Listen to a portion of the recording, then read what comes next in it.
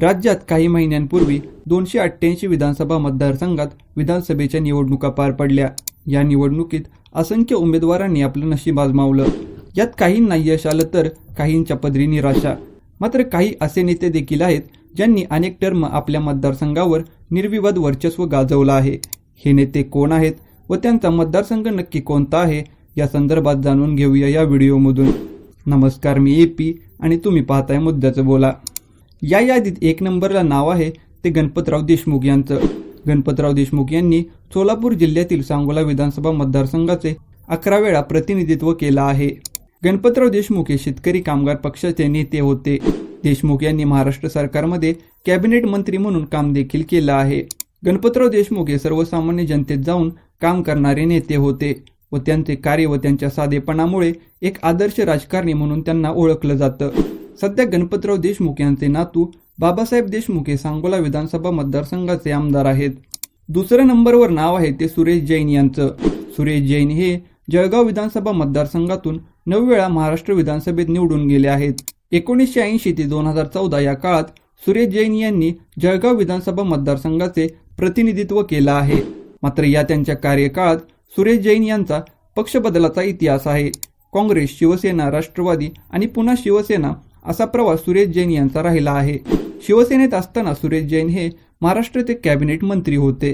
2024 मध्ये सुरेश जैन यांनी शिवसेना उद्धव बाळासाहेब ठाकरे पक्षाच्या सदस्यत्वाचा राजीनामा देऊन त्यांनी सक्रिय राजकारणातून दूर राहण्याचा निर्णय घेतला आहे. तिसरं नाव आहे ते कालिदास कोळंबकर यांचं. कालिदास कोळंबकर हे 9 वेळा महाराष्ट्र विधानसभेत आमदार म्हणून निवडून गेले आहेत. या काळात त्यांनी 2 विधानसभा मतदारसंघाचे प्रतिनिधित्व केलं आहे.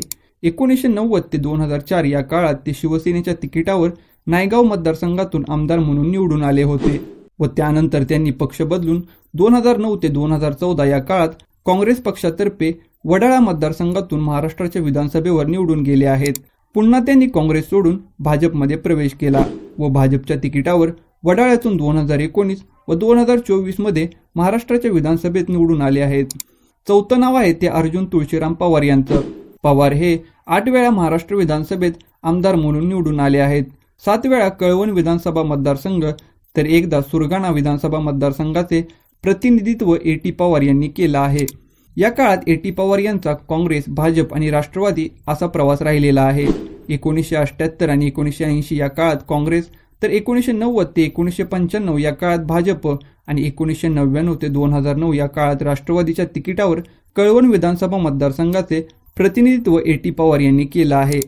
त्याआधी 1972 मध्ये A.T. पवार यांनी सुरगाणा विधानसभा मतदारसंघाचे प्रतिनिधित्व केलं आहे.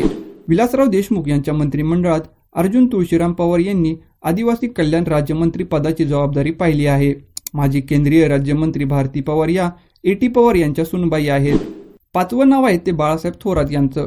बाळासाहेब थोरात यांनी 8 वेळा संगमनेर विधानसभा मतदारसंघाचे प्रतिनिधित्व केलं आहे. 1985 मध्ये अपक्ष आणि 1989 पासून 2016 पर्यंत काँग्रेसच्या तिकिटावर बाळासाहेब थोरात हे संगमनेर मतदारसंघाचे आमदार म्हणून निवडून आले होते. थोरात हे महाराष्ट्राचे महसूल मंत्री व त्याचबरोबर विरोधी पक्ष नेते होते. मात्र 2024 मध्ये झालेल्या विधानसभा निवडणुकीत बाळासाहेब थोरात यांचा अमोल खताळ यांनी पराभव केला. बाळासाहेब थोरात यांचा पराभव हा काँग्रेससाठी मोठा धक्का मानला जात आहे. 6वं नाव आहे ते दिलीप वळसे पाटील यांचं. दिलीप वळसे पाटील यांनी 8 वेळा आंबेगाव विधानसभा मतदारसंघाचे प्रतिनिधित्व केलं आहे. 1990 आणि 1995 मध्ये काँग्रेसच्या तिकिटावर ते निवडून आले होते तर 1999 ते 2024 या काळात आंबेगाव विधानसभेचे आमदार म्हणून निवडून आले आहेत. वळसे पाटील यांच्या राजकारणातील अनुभवाच्या जोरावर त्यांनी वैद्यकीय शिक्षण, उच्च व तंत्र शिक्षण आणि त्याचबरोबर गृहमंत्री पदाची जबाबदारी पाहिली आहे.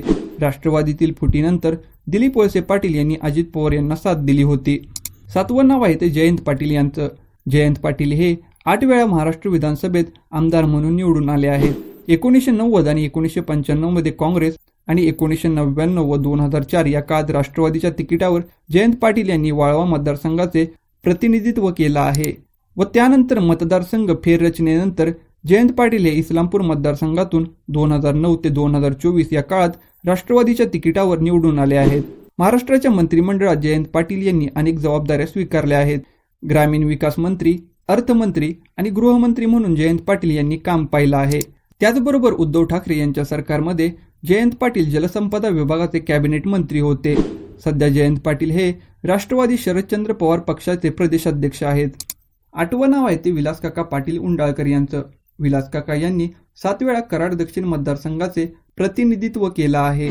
1980 ते 2009 पर्यंत काँग्रेसच्या तिकिटावर ते कराड दक्षिणचे आमदार म्हणून महाराष्ट्र विधानसभेत निवडून गेले होते.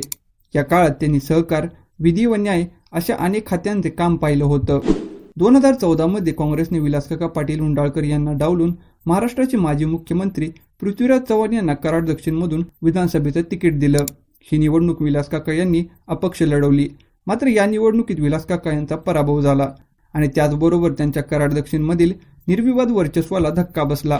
मागील काही दिवसांपूर्वी विलासकाका पाटील उंडाळकर यांचे चिरंजीव उदयसिंह पाटील उंडाळकर यांनी काँग्रेसला रामराम करून राष्ट्रवादीमध्ये प्रवेश केला आहे.